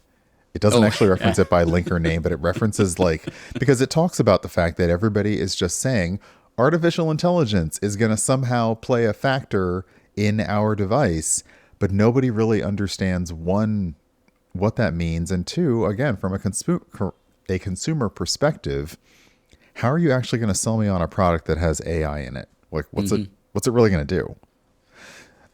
So yeah, it's fabulous to see like, oh yeah, this is coming in, this is coming in. I locked in on the graphics cards, which I have a friend who always understands like graphics and GPUs, so I'm definitely Mhm. going to ask like, does this any of this make sense?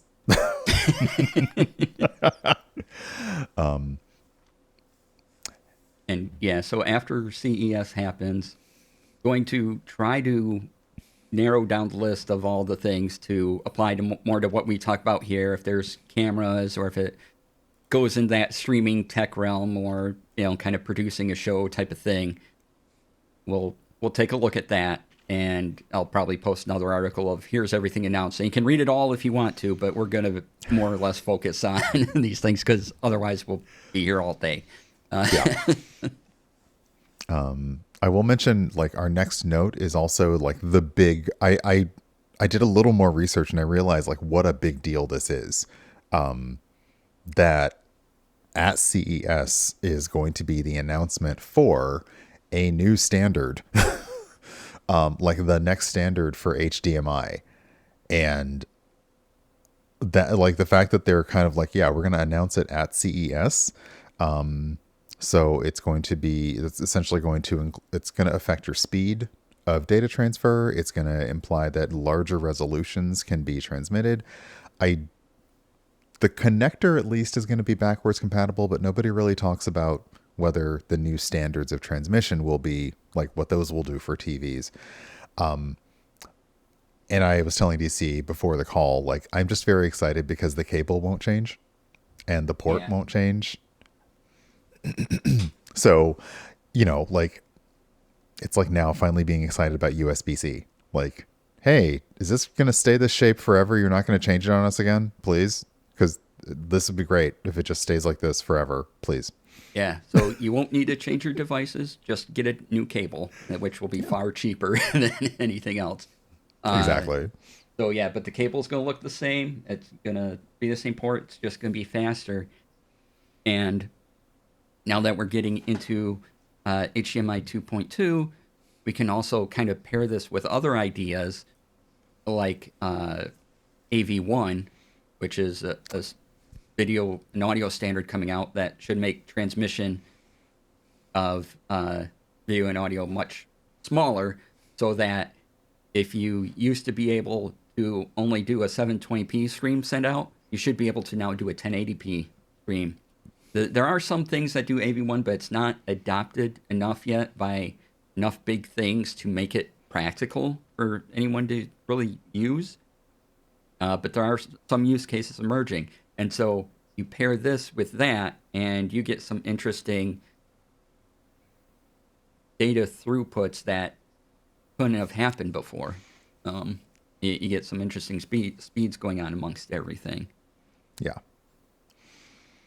Come here, kitty. I forgot about AV1. I need to watch more of the like, you know, EPOS Fox and like the tech folks streams about that.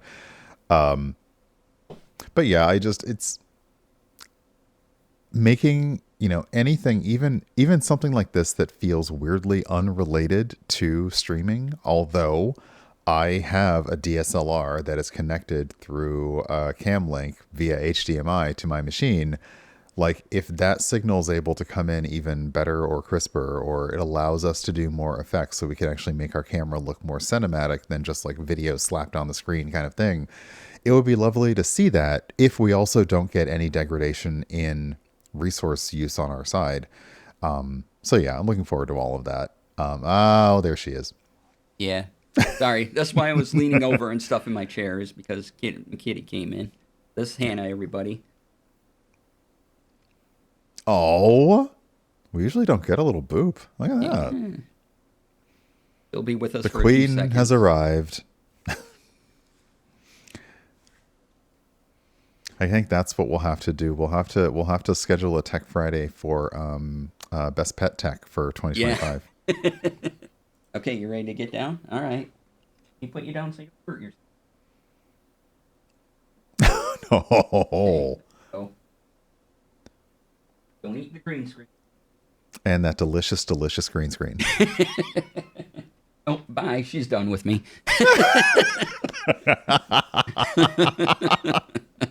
Just like, I'm done. But I do, you know, as a watcher and I guess now returning guest, I don't know why, but okay. On Tech Friday, I do look forward to seeing like these pieces announced next year. And again, your perspective on, oh, hey, this piece of tech was announced. Is this something that would apply to streaming, or is it just a cool tech thing? Like, so I'm looking forward to those. Yeah, it's great. Oh, I did want to go back to microphones real quick.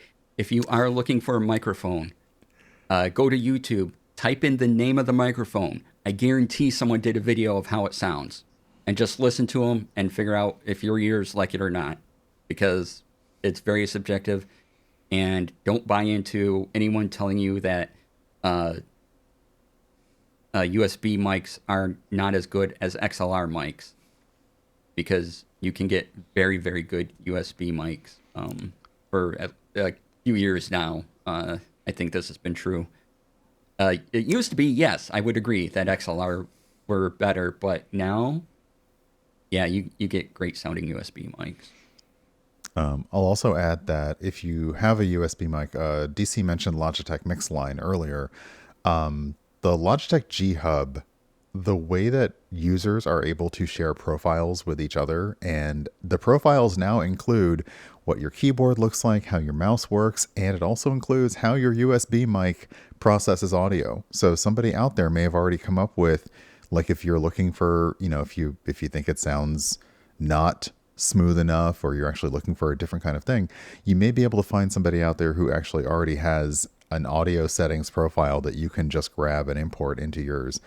I am the worst at setting up VSTs, so I generally look for presets if I can, or I look for VSTs that have we'll record a few minutes of you talking and then we'll try and adjust it based on that. But I'm also the worst. I'm a worst at adjusting this thing. It's just pretty and sits in front of me. I don't know what to do with it. Yeah, I got this mic because I like the way it sounds. I like what it does to my voice. And since I already had the Rodecaster Duo, I'm like, well, this just sounds great. Now put it into a thing that has presets already for the mic. So, right? And yes, Rex, you have a great voice. So it's true. It's very true. All right. Before we go into little extra bits, we have time yet to cover these, I think. Yeah. Any other thoughts on anything we've talked about, or anything you're looking forward to? I think, yeah, no, you know,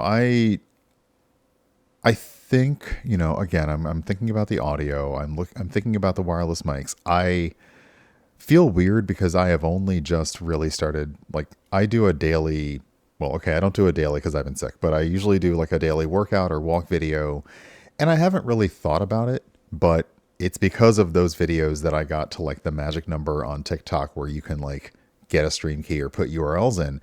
So I'm mostly thinking about the audio on, you know, like a little microphone here and there, or doing other things. You know, once again, I'm keeping an eye on the courts. Like TikTok in the US may not exist after mid-January, so Right. all of this could be for naught. But I'm really curious about audio because that is, as time and time again, it feels like that's the most important thing. And if you're able to, it's easy to get good video. It is. These little things in our hands, in addition to cameras, make it easy to get great video, but your audio may suck. So I'm very curious about that. And yeah, like I'm waiting, you know, when Moonbeam enters like people available to stream on it, I'm interested to see how it goes because I'm mostly thinking about audiences and inertia and the fact that you're used to a platform. Even if you don't like the platform, you're used to it. So are you able to shift viewers to something else? And will the promise of 100% of what you give me goes to me? That's a huge motivator. So yeah, we'll see. Yeah. Good. All right. So we have some little extra things. We'll probably go a little bit over time just to cover some things, but I know, shocking that when we're on, we would go over time. Yeah, overtime, yeah.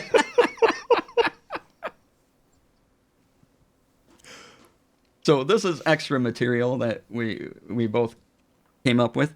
First thing, StreamerBot, the bot I told I like, celebrated only its 3rd birthday in August, and they had a massive streamer celebration. You could go to streamers and see all the things, and they made things during that birthday stream. And now they put out the link in chat now, a starter pack that features all those things that the separate streamers made. And StreamerBot makes it so easy. You just import the code and into it, and it pops up, and they have really good instructions on how to set these things up to make them work for you. Just read along, especially in the starter pack. Most of the people there, I've used plugins before, and they do excellent instructions. Sometimes you'll find a thing, and it's like, I don't quite still understand how this works, but some of the people there are really good with instructions. And so, if you want a lot of functionality in StreamerBot without having to figure out how to all code it yourself, check out that starter pack.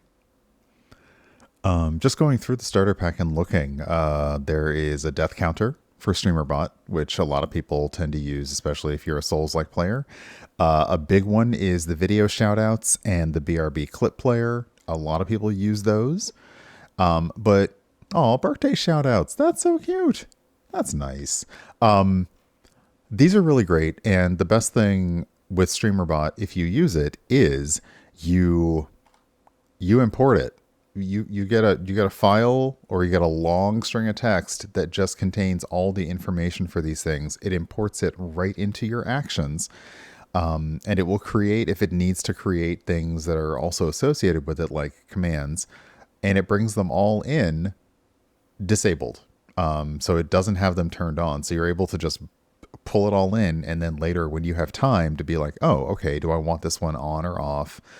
But I do remember watching the raid train, and it was really cool.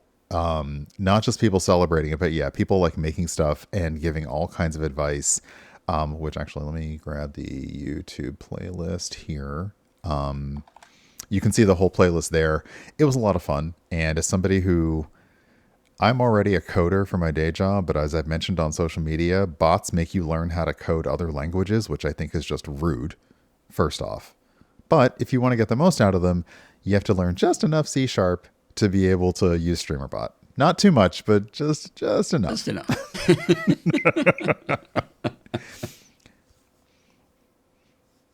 And yeah, StreamerBot just I don't, because I'm always worried that something will vanish or go away. Like, what did I use before? Was it not Stream Elements?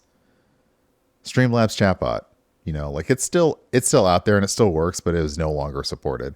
So I don't put too many eggs in the basket, but it does allow me to do things, especially with its ability to connect to OBS and do specific actions. Its ability to act as a multi-platform bot that allows me to send separate things to separate platforms. It's really great. And I love just having an idea, sitting down and mapping it out, and then realizing, yeah, I can make StreamerBot do that. It's great. Yeah. And one of our final things here is a list that Brian found about, what is this, streaming for... It was just an overview of tech, right? Yeah, so it's like, I actually put a note that DC has talked about a lot of these over the past year on Tech Friday. But if you're looking, it was actually a best for 2024 that was made at the end of the year, although it's Games Radar, so I'm willing to bet that they have updated this every single month because, of course, they have. But yeah, if you want to look at other options for microphones, mixers, capture cards, webcams, accessories, and even a little bit of how-to, it's a great article. If you have something and you're like, oh, I'd like to update, like the Shure MV7 Plus is like their number one microphone for streamers, and it is a USB or XLR, so it has the option. It's nice. But it has a lot of both affordable and out of pocket. Oh, I didn't know Razer had a stream controller. Yeah. Oh well.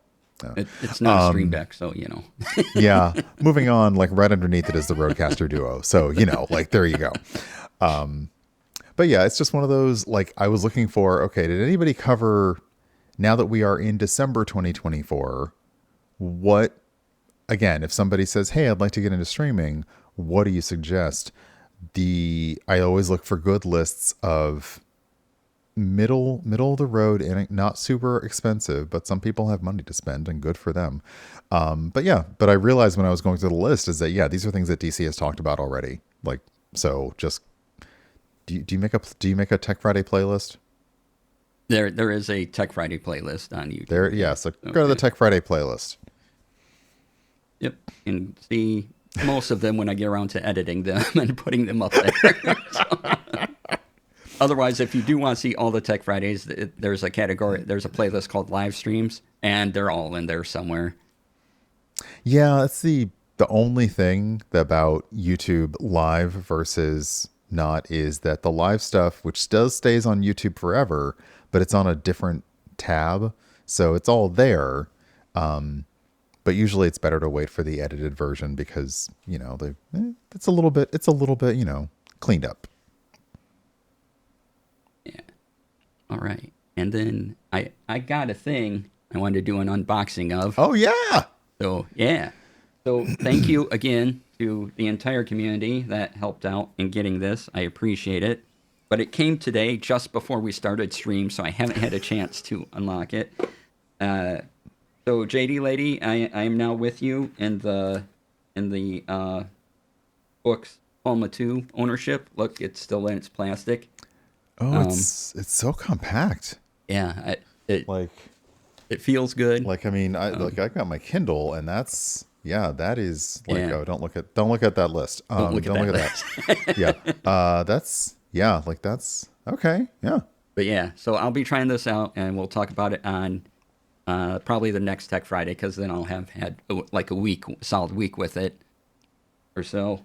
And then, and it comes with this box too, which I'm guessing is our charging cable of some kind, and a little pin there for probably a SD card or something. I don't know, but there's a little pin there,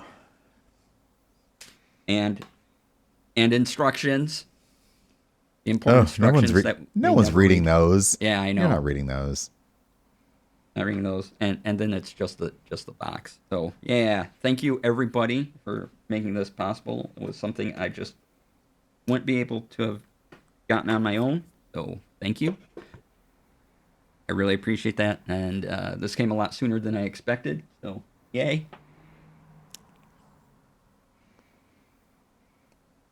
I'll try that out. New tech live on a Tech Friday. Yeah, new tech live on. All right. We will kind of talk through this ad break here before we wrap up. So, anything else you're looking forward to in 2025, or? I think for 2025, I am hoping that we, as streamers, get a little more transparency and information from the platforms. I would love to know, Twitch especially, I would love to know what their vision is for 2025. I've heard that they are looking at a lot more AI-based things, but there isn't a lot of detail on what those AI-based things are.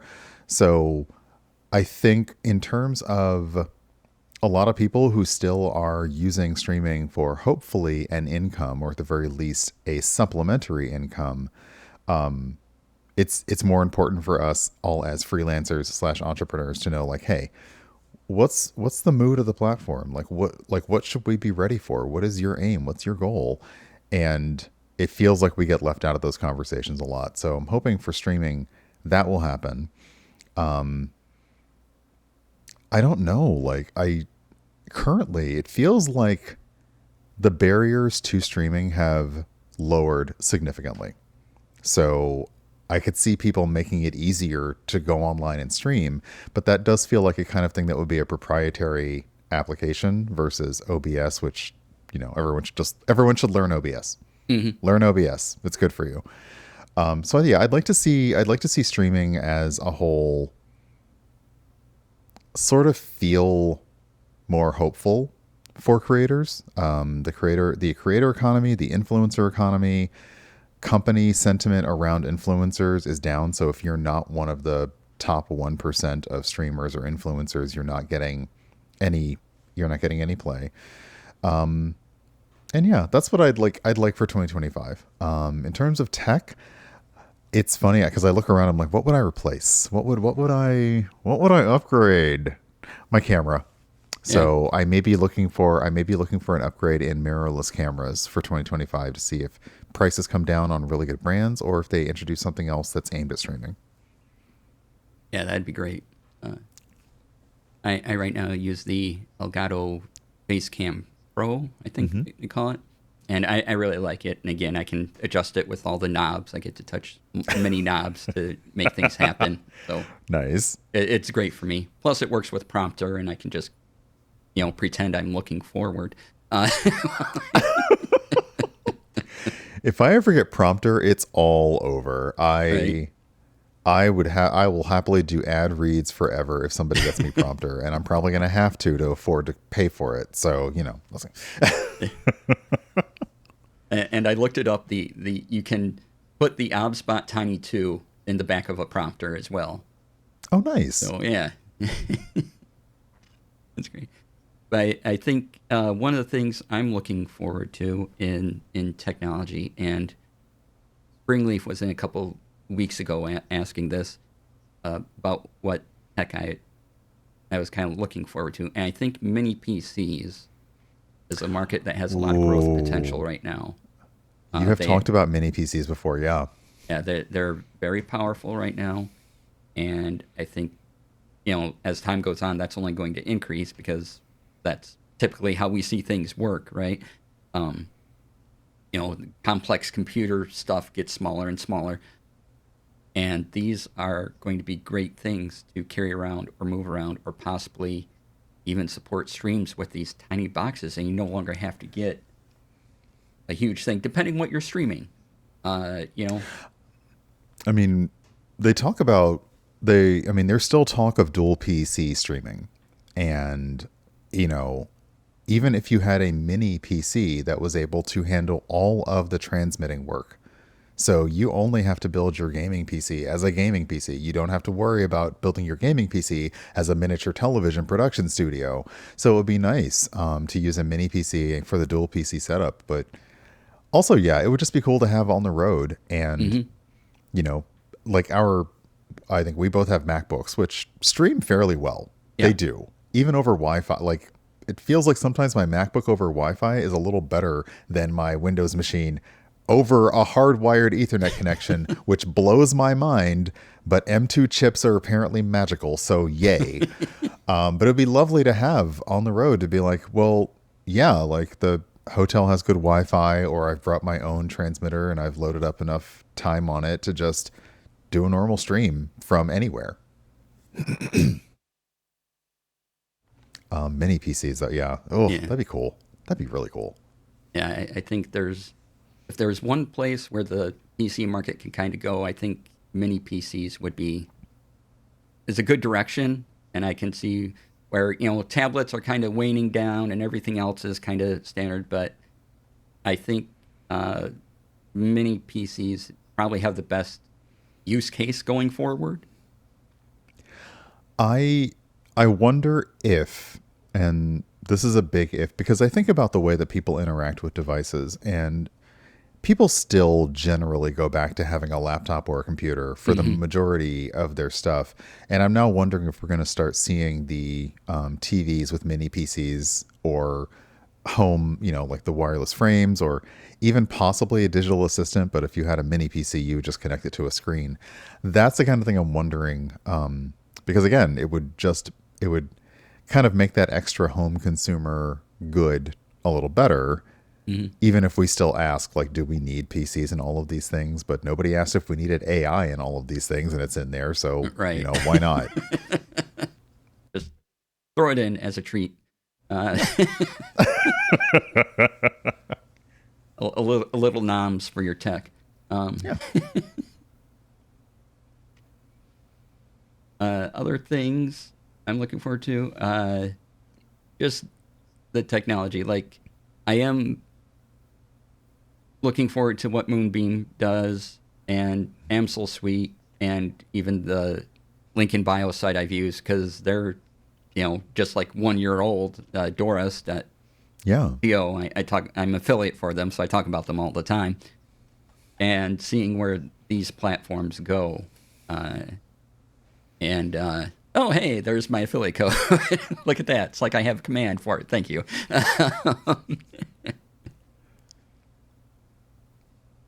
And also what I like about things like Moonbeam and Doris and the Amsel Suite is that these are small teams. Like Doris has 6 people, I think, that work in the company. Amsel has 2 leads. Moonbeam is a handful of people. And so it's nice to see these little companies make really cool things for us to use, instead of all the big companies just coming in and, you know. I mean, it speaks to ingenuity. It speaks to flexibility. And we are not used to seeing these small teams actually have something that lasts. And all of them have built something that is usable right now, that is good. And yeah, like hopefully it will continue to grow. Especially for, you know, like the Doris is something that a lot of creators could have used. You know, we were all using Card or Linktree or similar, but Doris giving you more control without, again, like I have my own domain, but I do web development and application development for a living. So I know how to manage all of that stuff. But you don't need to know a ton of stuff to be able to have what looks like a nice website for your media. Media kit. That was the word. Media kit. For your media kit, for your list of links, you want a QR code that goes somewhere, you're good to go. So I like that. And yeah, I think seeing Moonbeam continue to develop from here on out will be good. You know, if I were them, I would be shopping around to an actual play to say, like, we're going to premiere this on Moonbeam. I think that will be nice. But if they're going to do that, then they'd better pay them. Yeah. do the thing. Also, call me because I'm not currently in anything right now. So, like, we can talk about rates.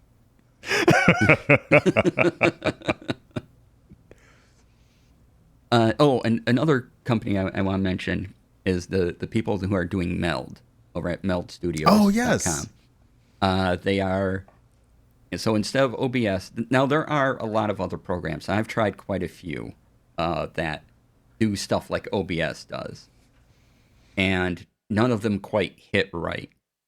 But Meld, still in beta, does, and a few more things I might consider. How much of OBS do I really need?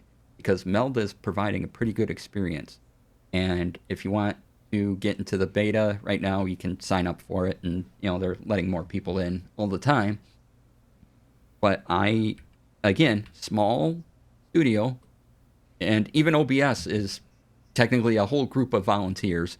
yeah, Just doing it. But if some reason OBS doesn't hit right, take a look at Meld, because I think that's another one. Meld feels like it sits right in that very nice place of OBS feels like too many bells and whistles for you, but maybe you don't want to use Streamlabs. I think they just call it Streamlabs now, right? They don't call it Streamlabs OBS anymore. Yeah, it's just Streamlabs. But if you don't want to use Streamlabs, you don't want to use any of like the native streaming, Meld sits right in that nice place of it just works. Things feel the way they should when you're trying to add elements or add effects to your site. So if you've ever used Streamlabs OBS or Streamlabs, Meld is right there. If you're just not ready to make that leap to making OBS do, because OBS can do a lot. It also is very easy to run OBS doing just what it needs to do. But Meld looked very user-friendly when you use it on stream. Obviously being able to do the cool stuff is nice. I think the main thing with that is, again, they'll need to start working and integrating with the other things that we use, and then it will seamlessly fit. And yeah, again, low barriers to streaming is what I think we all want. Yeah. And Meld has multi-stream support baked in now. Oh! Yeah. Oh! That was one of the recent updates. And you can do the Twitch VOD track like you can do in OBS. And shots fired. Okay. Yeah, and they offer VST support. VST 3 support. Oh, crap. That's right. You did say they offered VST support. That's going to be the big thing. So I think, when Meld gets stronger, we're going to see... we're going to start seeing the tutorials written, if you're in OBS or if you're in Meld, because that'll be nice. Yeah. And so it's great that we're in a time where small companies like this, a few dedicated people where you can kind of feel their passion for the thing. If you look at their Discord or how they post online and make these amazing tools that just a few years ago we could never have done. And it's really fantastic, and I'm hoping to see more of that kind of stuff, because it's just neat to see. Yeah. So, any last thoughts? We'll probably wrap up here if there's no questions in chat. Not really. I think we've covered so many things. Yeah. I just really feel like that I think what I'm noticing about my feelings for 2025 is that I do not have any particular excitement for stuff. So we've not seen there's not been a lot of whispers and like slowly rolling out stuff. So I'm ready for 2025 to surprise me. And I want to see things that make it easier to stream. I want to see things that make streaming more accessible for everyone. And I'd love to see, platforms doing the work, because again, as you say, like the software is run by small teams, or OBS, which is a legion of volunteers. It'd be nice to see platforms kind of step in, although I know that platform stepping in means a little bit of proprietary. I guess the other thing is I would love to see, streaming become profitable for all creators and not just the ones at the top. At the top. At the top. If anyone has seen like the top 30 streamers of 2024 lists and you only recognize one or two names in them, like I felt so old when I saw that, because I'm like, I don't know who any of these people are, but they're apparently the top people doing this. Okay, sure. All right, cool. Right, yeah. I'm like, wait, I haven't heard of any of these people somehow. I mean, clearly they're good at what they do because they're the top streamers. But seeing some of those lists are like, I don't know, and like you, I hope we can get more people a little more money than what has been coming in and build it. And that's a lot of the reason I do these Tech Fridays, is so that you have a basis to go off of. That's why I do the talks at conventions and everything, so you're kind of prepared to know this stuff, and you can take it wherever you want from there and launch yourself into things unimagined. Do you need to get the imagination, like the right? Yeah. But yeah, I'm looking forward to 2025 surprising me, and I've only added one more convention to my normal yearly thing. I don't really plan on going to TwitchCon. If there's a local streamer-based convention, I'd love to do that. But, I feel like there's not a lot. I think what I don't feel like is there's not a lot more to tell people about streaming and how to stream. It's like, do it in a way that you have fun and it's entertaining. And if you're able to make some money off of it, congratulations. There's not a whole lot else to it other than that. It's just making the tools easy to use so that you can do that. And inexpensive, definitely inexpensive. Yeah.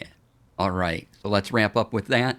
Thank you for being on Urban Bohemian. Tell people where they can find you and all the things you got coming up.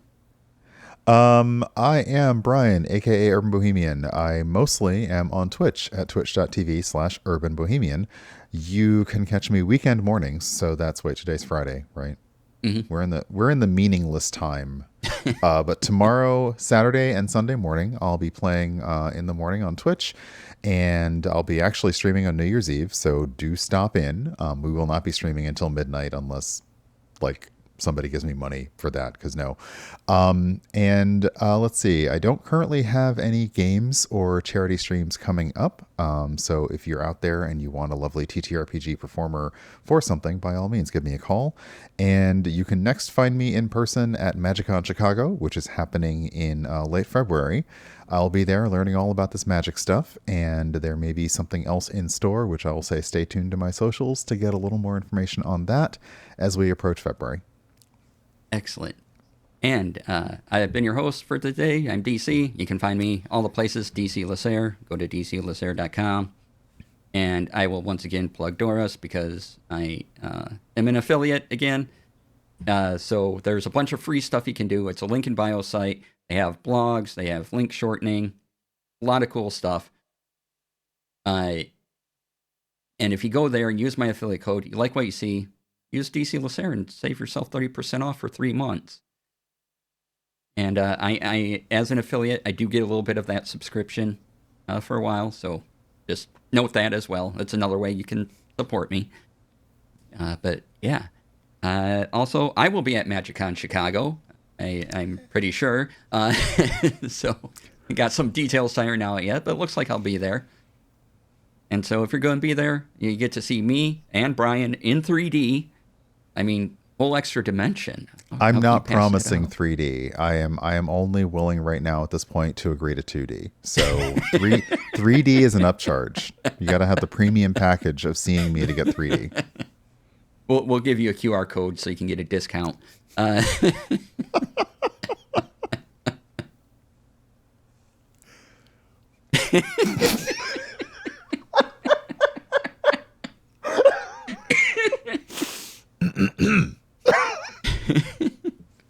Yeah.